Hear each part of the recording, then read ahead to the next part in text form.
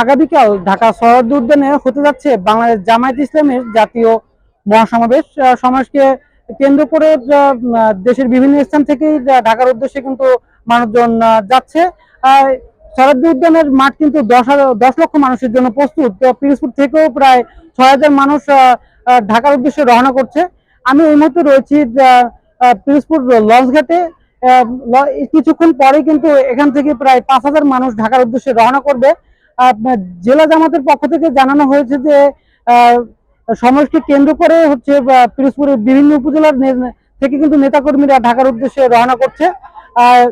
সমাবেশের জন্য কিন্তু 2টি লঞ্চ এবং একাধিক বাসের কিন্তু ব্যবস্থা রয়েছে। এই সমাবেশের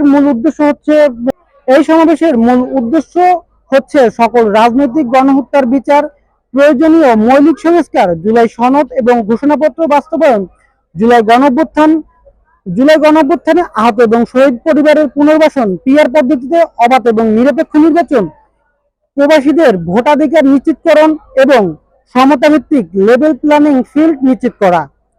পিরোজপুর থেকে ঢাকাগামী এই জনস্রোত প্রমাণ করছে জনগণের অংশগ্রহণের মাধ্যমে রাজনৈতিক পরিবর্তনের আকাঙ্ক্ষা কতটা তীব্র হচ্ছে। এতক্ষণ আপনাদের সাথে আমি রয়েছি আজকালের পক্ষ থেকে সাদি মোহাম্মদ হিমেল।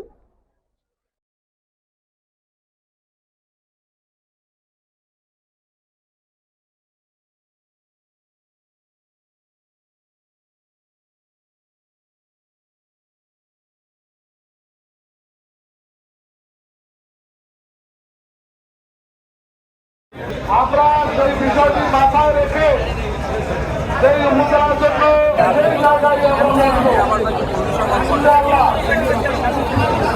আস্তে আস্তে করে উঠলেন আমাদের সংগঠনের যে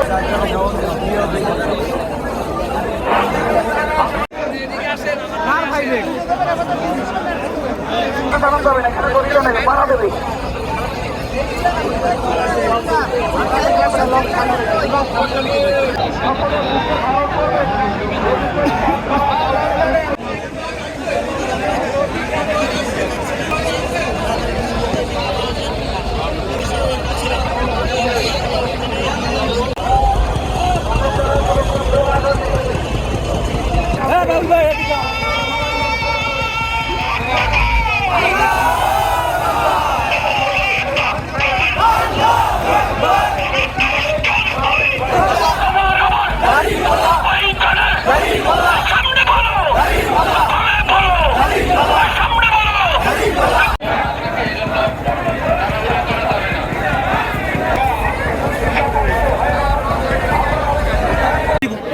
শনিবার সমাবেশটা অতি গুরুত্বপূর্ণ হিসেবে কাজ করবে আশা করি।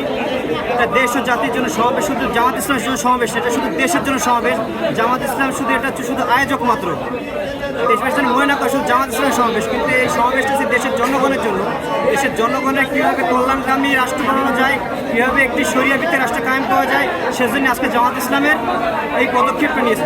যেখানে আমাদের নিষিদ্ধ করা হয়েছিল, আজ তারা নিষিদ্ধ হয়ে গেছে।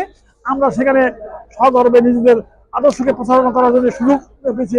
আল্লাহর কাছে জন্য শুকরিয়া আদায় করি এবং আমার বিশ্বাস এই সংগ্রাম আসলে পুরো বাংলাদেশের আগামী দিন ইসলামী আন্দোলনে রাজনীতিতে এদেশের ভাগ্য নির্ধারণের এক বিরাট ভূমিকা পালন করবে, যা এদেশের মানুষের জন্য একটা টার্নিং পয়েন্ট হিসেবে দেখা যাবে বলে আমি বিশ্বাস করি। আপনারা জানেন যে আগামীকাল 19শে জুলাই বাংলাদেশ জামাত ইসলামের পক্ষ থেকে ঐতিহাসিক সরোয়ার্দী উদ্যানে একটি ঐতিহাসিক সমাবেশের আয়োজন করা হয়েছে। সারা দেশ থেকে স্বতঃস্ফূর্তভাবে নেতা এবং কর্মীরা সে সমাবেশে যোগদান করবে আমরা আশা করতেছি। আমরা পিরোজপুর জেলার পক্ষ থেকে আমরা প্রায় 5,000 জনশক্তি সমাবেশের উদ্দেশ্যে আমরা লঞ্চে রওনা দিচ্ছি এবং বাকি প্রায় 1,000 তারা সড়ক পথে ঢাকার উদ্দেশ্যে রওনা দিচ্ছে।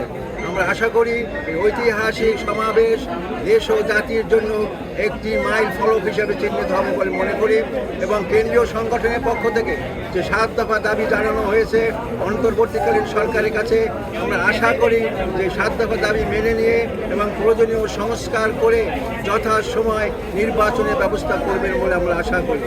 আমরা লক্ষ্য করেছি যে জুলাই বিপ্লবের যোদ্ধারা তাদের উপরে গোপালগঞ্জে যে আক্রমণ করা হয়েছে ন্যাক্কারজনক, আমরা এই জন্য নিন্দা জানাচ্ছি এবং প্রতিবাদ জানাচ্ছি।